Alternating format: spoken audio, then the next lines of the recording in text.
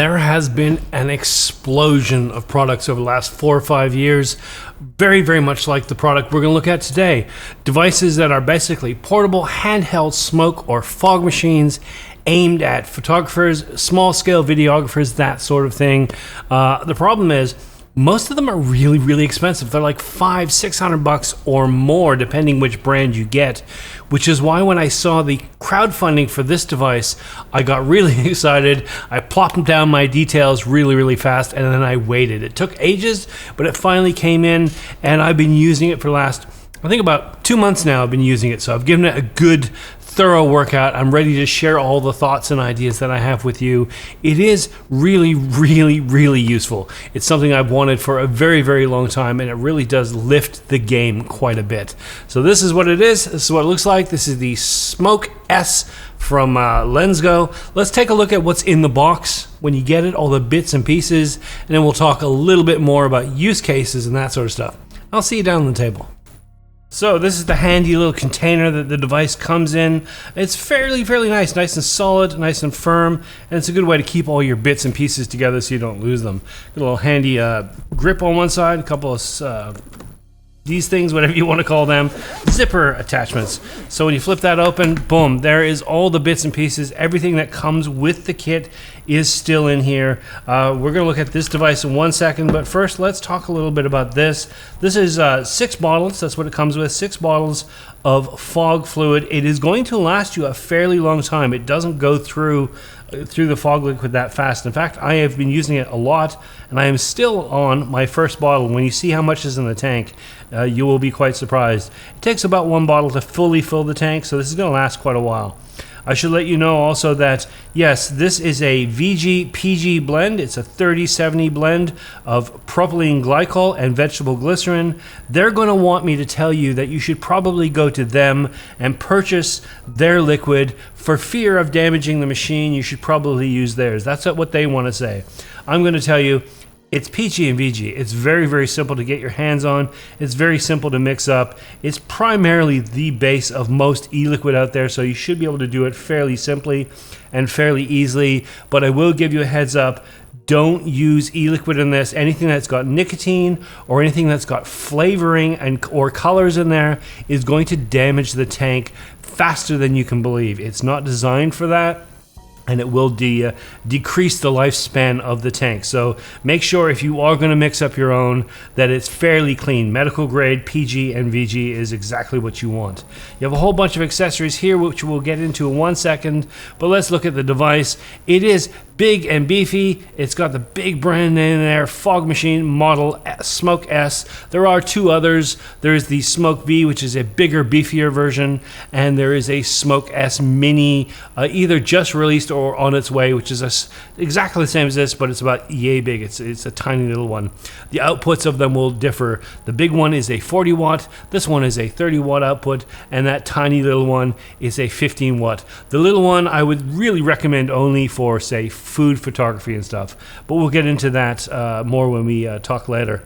On the side, you've got your indicator light, you've got your activation switch, and you've got your main power switch. On the base, a bunch of legal information. That is your USB-C port for charging. You could maybe attach a lanyard or something to that. I kind of wish they had put in a proper a quarter-inch connection, so you could attach this to stands and stuff like that, so you could direct it where you want.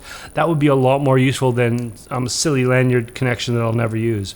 Legal information on the back, of course, fog machine, 30 watts, all that sort of stuff. On the top, you have a little cap, basically, and the only purpose of this cap is that tank is going to heat up quite a bit. It's going to heat up quite a lot, and you don't want to touch it or anything when you're moving it around, so they've put this cap on there just to keep you safe. A quarter turn like that, and it pulls right off, or at least it's supposed to. There we go. Pulls right off, and there is your atomizing tank. It just unthreads like so.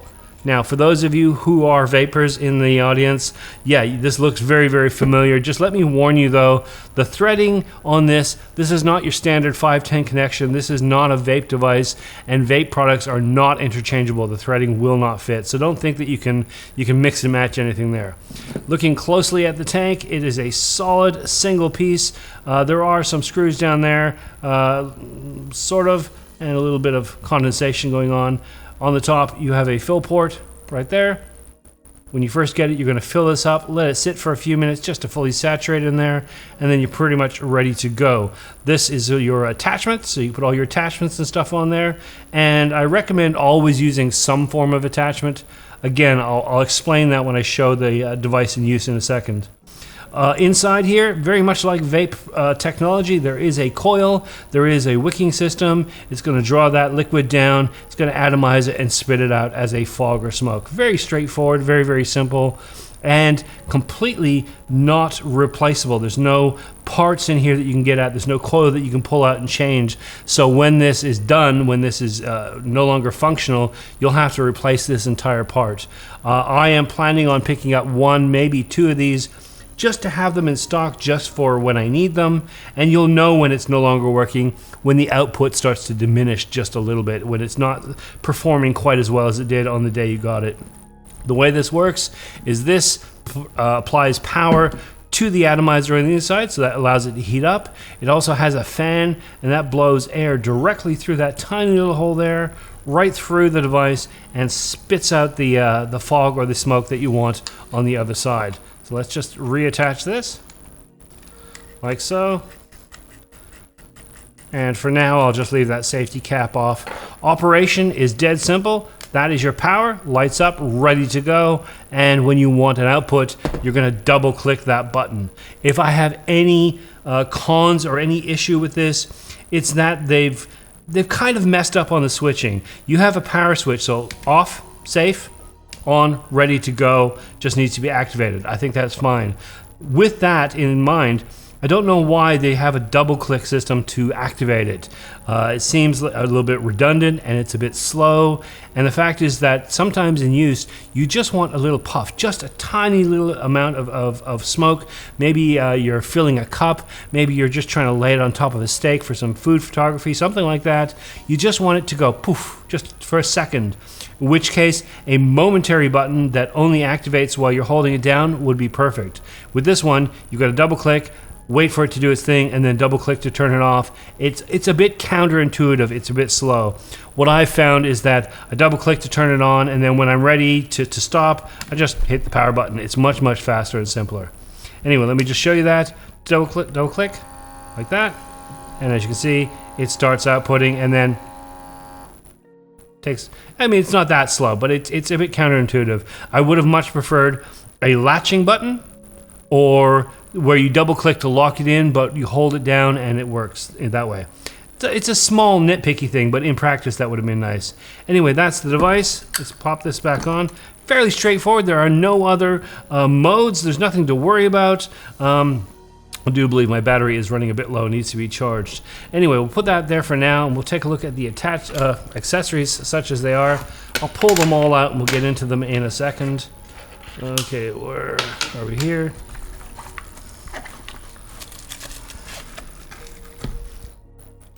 First and foremost is a little remote. It's very, very simple. It's got a battery there. It's got a single switch. Of course, you need to power that on, but as you can see, double click. Double click. Nope, does the job. So if you need to put this in a position where you can't reach it when you're filming, if you need it on set or in part of your scene, this is going to be really, really handy. And you have a 5 to 10 meter range with that. It's infrared, so it's line of sight, so you can't really bury it too deep under things. I mean, if I try and do it from under the desk, hey, I tell you the truth, I surprised myself. So apparently you can bury it under things if you need to. You learn things all the time. Little USB-C charging cable, of course, you're going to get that. You're going to get little stoppers. They just plug into the top, so if you're storing it or anything when you're not using it, it's just going to keep it nice and safe. You do have 3 extension attachments that go with it. This one right here, of course, just plugs in like that, push it down, and it's ready to go. So you can place the vapor or the smoke or fog or whatever you want to call it exactly in position wherever you want it. You do have this slightly longer one, which has a curve on the end, so that you can place it again more specifically where you need it. And then thirdly, you have this long extendable one. It's all flexible and stuff, and it has 2 slightly different ends. One is the one that goes on the top like this, so very, very simple, like so. and you lose your cap. And on the other side, you have this portion here, which will just click into there, and it gives you what they call, what do they call that? They call it the incense look. So let's double click. There you go. So if you need more of that sort of look, turn it off. And of course, that part will also attach directly to these if you want. So a little simpler, I think, in a lot of cases. This one is going to be very, very handy for, like I said, food photography and that sort of stuff, for little wisps of stuff everywhere. The other thing I wanted to point out, I mentioned earlier, is that you always want to have one of these attachments on top of it, and that's simply because it does tend to spit a little bit. It's quite hot in there, it is vaporizing and boiling that liquid quite fast, and every now and then you get a lot of spittage, which is why I've left this as it is. It's not broken, it's not damaged, it's not pitted, but I have been using it this morning, and you can see a combination of spitting and condensation has built up inside that tube. A quick rinse under the sink, under the tap, is going to take care of that, not a problem. But this is just generally what it's going to look like after a while of usage. The final thing that I want to show you that comes in there is this, and I really, really like this part. It's really simple. It's just a little sponge with a tiny little hole there, and if I pop that in there, it's going to fit like that. Again, you can use this on any of these. The reason for this is, with just the tubes, you're just outputting sort of a smoke look. With that tiny little bit there, you're getting into sort of an incense sort of feel. This is going to give you the dry ice look. So if I turn that on, it takes a little while, and you can see.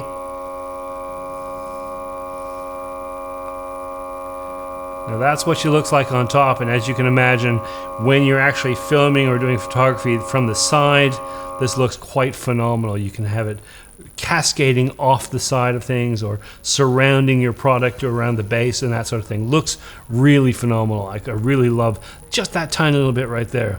So that's all the bits and pieces. Nothing else I really can show you or tell you about at this level. So let's go back to the FaceTime section and talk a bit more about this beautiful device. See you up there. And so that's the device, all the bits and pieces, the packaging, all that sort of jazz, and basically how you use the device. It is really, really straightforward. Like I showed you in the up close there, there's an on-off switch and there's an activation switch, and the remote is just basically a portable activation switch. I do wish, like I said in the up close, that it had a momentary switch. Something where you could just hold that button down and it would function, and as soon as you take your finger off, it stops. Because sometimes you'll have something, whether it's a cup or a steak or whatever you want to do, and you want to just go zzz and step back, and it's there. It's very, very simple.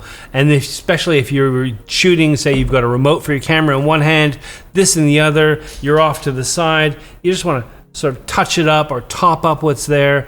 That would be really, really handy. As it is, you've got that double switch, and like I said, I tend to double switch to activate and then shut it off. It seems to be the easiest and fastest way to do it in my workflow anyway. I've used this for a number of different things. I find it really, really handy. Just to add a little bit of life, a little bit of pizzazz to a variety of pictures. It doesn't have to be in your face kind of work. Now, when it comes to a device like this, there are a couple of main purposes that people find. One is the obvious. It is a special effects machine. So if you're looking to add steam to a steak or a cup of coffee, if you're looking to make something look like it's actually on fire, if you're looking to add a visible blanket of smoke around a product, obviously that's where it shines. It's very, very straightforward and easy with that. The other thing that is very, very common, especially when it comes to the video side of things, but also very useful for a photo, is atmosphere. And that's where things get a little bit trickier with this device. In the big film world, when you're talking about a full set, they'll use a device called a Hazer, which is a much, much bigger smoke machine that is designed to provide smoke that isn't voluminous. It's quite hazy, hence the name. It's quite diffuse, and it spreads through the area quite well, which means that you can get very, very nice volumetric light. All your lighting will interact with the air around it. It really creates quite a dense and deep atmosphere. In fact, 90% of the movies that you've seen, when you watch them, if you haven't noticed it already, go back and rewatch those beautiful cinematography scenes. You'll see that depth and that softness as it gets further back, and your blacks start getting lifted a little bit, and it's all due to using a hazer. This works really well in the special effects side of things. It doesn't shine for atmosphere. It's not really a fog machine, it's more of a smoke machine. And so you can bend it. You can push it into that sort of fog realm or haze realm. It takes a little bit of work, a little bit of timing, and you're going to have to reapply quite a lot. Works really well for short close-up scenes, product type photography or videography. If you're talking about with people and dialogue, a larger open set, it's just not going to keep up. As I said, this company does have 3 different models. This is sort of I think the newest, and it's the middle model. There is a bigger one, and it does come with a fan attachment on the top. I did have a chance, super secret, but I did get a chance to actually play with one of those just for a day, and that fan does make all the difference. It really pumps out a diffuse, airy sort of haze. So if you're looking for small, independent film level style production, but you need to fill a room with some sort of atmosphere or haze, that larger one, it's called the Smoke B with the fan attachment, is the go. It's the one that you want. For most people, the Smoke S is going to be a lot more applicable, especially when you're talking about photography and stuff. And then the Smoke S Mini, the much smaller version of this, because it's smaller, less power, less output, I really would only recommend that to people who are looking for a device.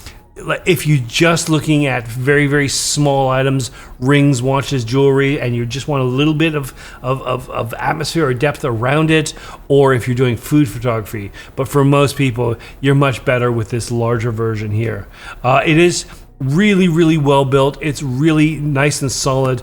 I'm a little bit peeved that I noticed just this morning that it's actually selling for less on Amazon now than it was when I crowdfunded it. So you can pick this up on Amazon for about 149 Australian. The refill packets, what are they? They're quite inexpensive they're quite inexpensive to pick up, although, as I said, you can make your own if you really, really do need to. The only thing that I haven't found yet through them is the replacement tank, and that does concern me just a little bit.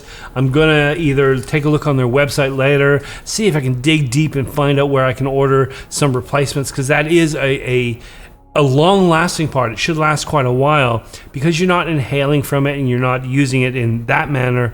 It really doesn't matter if it starts to smell a little bit funny or whatever. It's just what really matters is the output, the visible product from the device. So you can use this for quite a long time, but I'm still going to want to have a backup or two just to keep the device going. So I'm probably going to order 1 or 2 of those as soon as I can find out. I couldn't find them on Amazon, although I did do quite a deep dive. I love special effects with video and photography, especially stuff that creates a sense of atmosphere, a sense of depth. I love just seeing those background shadows start to lift a little bit.